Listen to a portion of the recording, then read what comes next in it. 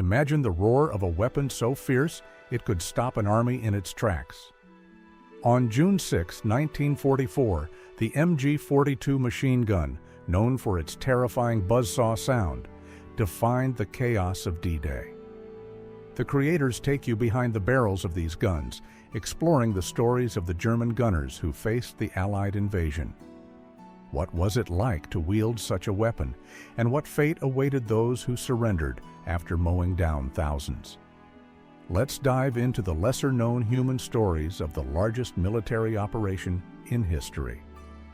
This script uncovers the brutal reality of the MG42 gunners' role on D-Day. From fortified bunkers to the desperate final moments, we'll reveal their tactics, fears, and the consequences they faced. With a focus on Omaha Beach, we'll explore both the gunners' and allies' perspectives, bringing fresh insight into a day that changed the world.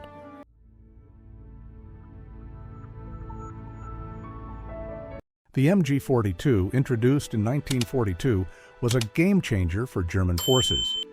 Its blistering 1,200 rounds per minute fire rate made it a feared weapon from North Africa to the Eastern Front. On D-Day, it was the backbone of coastal defenses, designed to shred advancing troops. Its reliability and devastating power earned it grim nicknames like Hitler's buzzsaw, but its true impact was felt by those who faced it or manned it.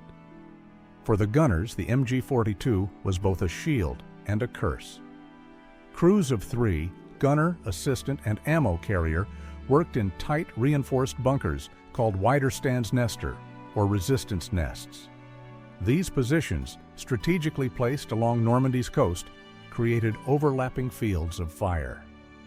On Omaha Beach, 15 such nests turned the shoreline into a killing zone, where survival seemed impossible for the Allies. Many gunners were veterans, hardened by earlier campaigns, but by 1944, some were inexperienced conscripts. Regardless of their background, their orders were clear: fire until the beach was clear or die trying. The MG42's fearsome reputation made its operators prime targets, setting the stage for a brutal confrontation.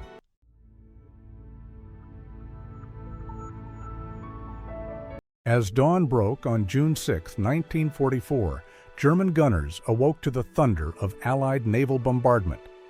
Battleships and destroyers pounded the coast, targeting the concrete bunkers that housed MG42 crews. Despite the barrage, many nests survived, their reinforced walls shrugging off direct hits. From inside, gunners like 20-year-old Heinrich So at WN62 saw an unreal sight: hundreds of landing craft approaching, carrying thousands of men toward their guns. The Allied plan was precise on paper: bombardments would destroy defenses, and troops would clear the remnants. But reality was chaos. Many MG42s kept firing as landing craft ramps dropped, cutting down soldiers in the surf. On Omaha Beach, the failure of duplex drive tanks, 27 of 32 sank, left infantry exposed, turning the beach into a slaughterhouse where survival hung by a thread.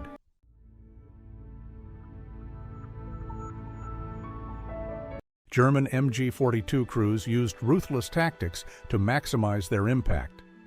One method, mowing the grass, involved aiming low to wound soldiers, drawing medics and comrades into the line of fire. Another trick used tracer rounds fired high to mislead allies, while hidden guns struck at lethal heights. These tactics sowed confusion and multiplied casualties, making every step on the beach a gamble with death. Allied soldiers, trained to exploit pauses for reloading or barrel changes, struggled against the MG42's relentless fire. The weapon's distinctive sound, described as tearing canvas or a chainsaw, froze men in place. One squad leader recalled shouting to keep his men moving, knowing that stopping meant certain death. Amid the chaos, small acts of heroism began to turn the tide as soldiers braved the hail of bullets to advance.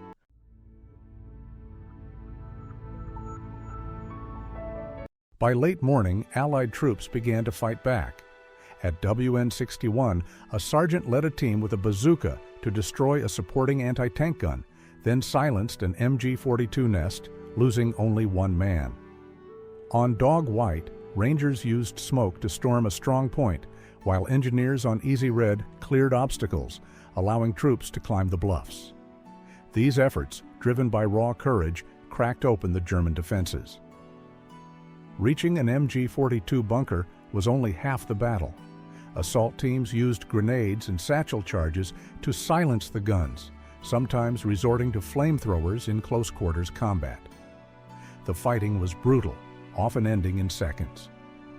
For the Allies, each nest taken opened a path inland, but the cost was staggering, with some units suffering up to 90% casualties.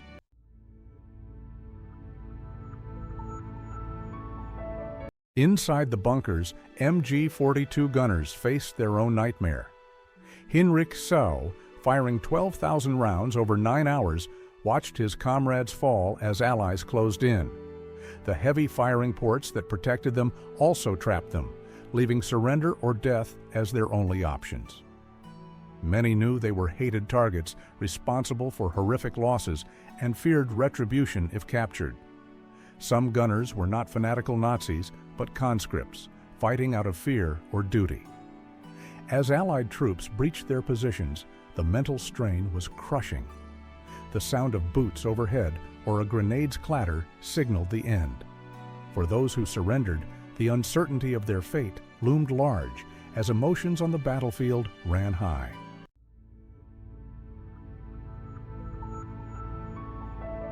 When MG42 crews surrendered, their fate varied. Most Allied soldiers followed the 1929 Geneva Convention, taking prisoners.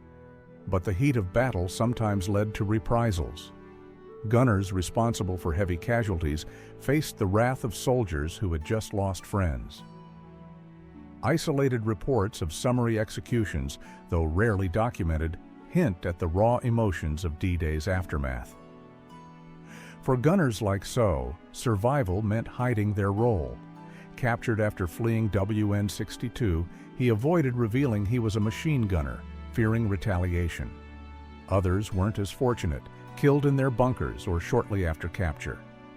The moral complexity of these moments, where rules of war clashed with human grief, left lasting scars on both sides.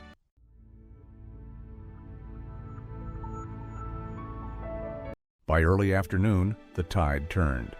Allied infantry and engineers secured the bluffs, silencing the MG42s and opening beach exits.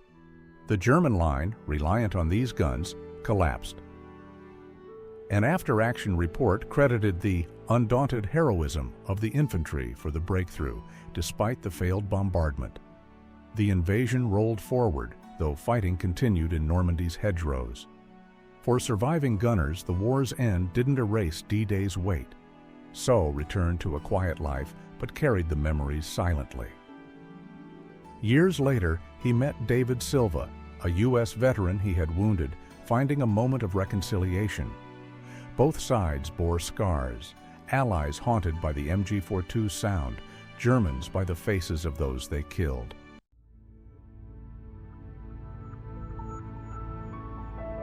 The MG42's roar on D-Day remains a haunting symbol of war's brutality. For the gunners, it was a tool of survival and destruction, marking them as both predators and prey. For the Allies, facing its fire demanded courage beyond measure. The Creator's exploration reveals not just tactics and outcomes, but the human cost.